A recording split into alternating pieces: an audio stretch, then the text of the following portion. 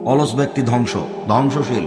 রাসূল সাল্লাল্লাহু আলাইহি সাল্লাম সবসময় বলতেন, আল্লাহ তুমি আমাকে অলসতা থেকে বাঁচাও, আমি তোমার কাছে অলসতা থেকে বাঁচতে যাই। অলসতা কেমন জিনিস আব্দুল যাক, কেন ওই আজান হয়ে গেছে উঠছি করছে, তারই নাম অলসতা। আচ্ছা উঠছে তারপর দেখি জামাত হয়ে গেছে, তারপর দেখছি সূর্য উঠে গেছে, তারপর আপনি বলছেন যে সূর্য যখন উঠে গেছে তখন 8টা-10টা বেজে যাক, তখন উঠবে। অলসতা বুঝতে পারছেন না কাকে? এটার নাম অলসতা। রাসূল সাল্লাল্লাহু আলাইহি সাল্লাম এভাবে বলছেন। এখন এশার সালাত আদায় করে নিয়ে এখানে বসে আছেন, তারপরে বাড়ি চলে গেলেন, তখন মনে করছেন এখন ঘুমিয়ে যায়, এখন কি করি, এখন ওযু করবো, সালাত আদায় করবো, এখন ঘুমিয়ে যায়, পরে না হয় ওটা করবো। এর নাম অলসতা।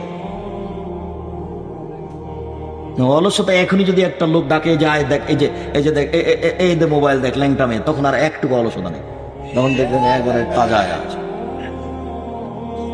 শয়তান যেখানে কাজ করতে পারে সেখানে মানুষের অলসতা থাকে না, ও অলসতা দূর করেই কাজ করে।